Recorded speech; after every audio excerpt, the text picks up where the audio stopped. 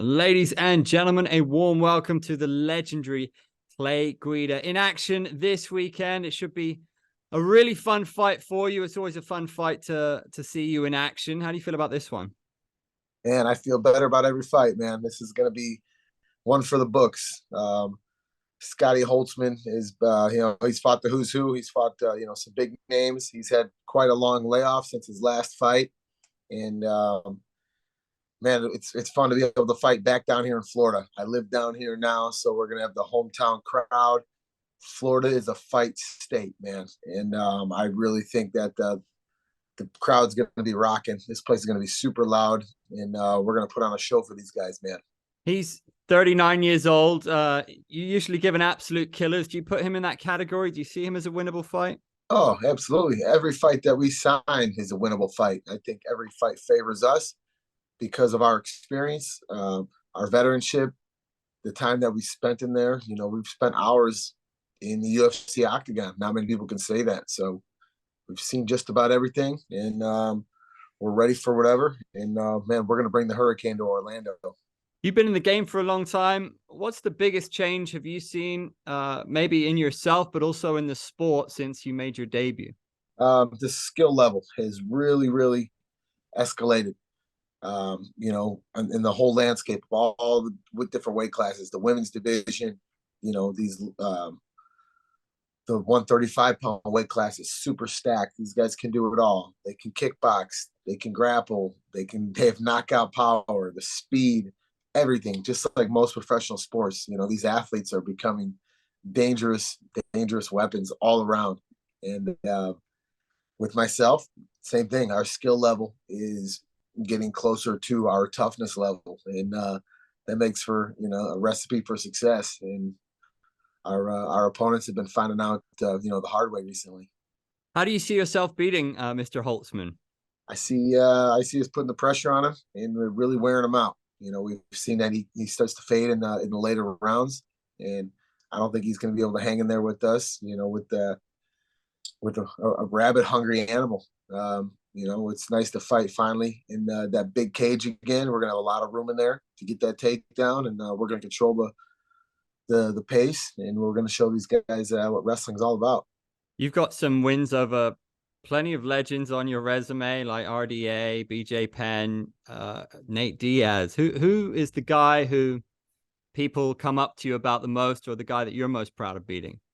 Those three are always obviously very big ones, man. We have a lot more notoriety for fights that we probably didn't get our hand raised in. It could have went either way. The Tyson Griffin fight, the Roger Huerta fight, obviously the barn burner with Diego Sanchez. That one was for the ages, for the record books. So, but I think getting our hand raised over a legend and one of the greatest fighters of all time, in BJ Penn, that one really hits home for us, just because he fought my coach Joey Gilbert, and it was an honor to share the cage with BJ Penn. And he's done so much for the sport. He was the first lightweight champion, and he fought multiple weight classes. So that one was special, man. And we got to go to Brazil and fight him on neutral ground, and he was the first American champion in jiu-jitsu, and he was going against a bunch of Brazilians. So that was a pretty special win category.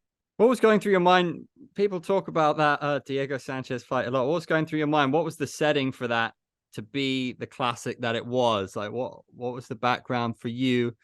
And do you look back on that and are you proud of it, even though you didn't win?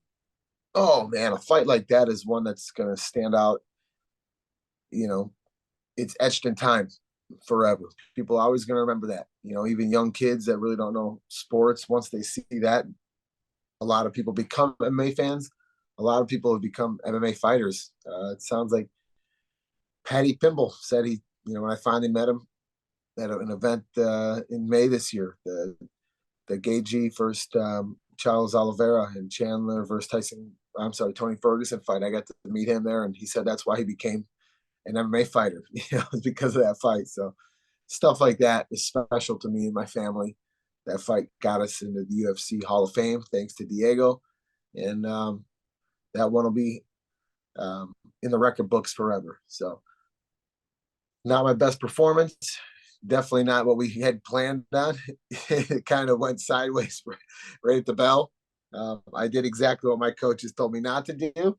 But you know what? There's no that's a win-win fight for everybody.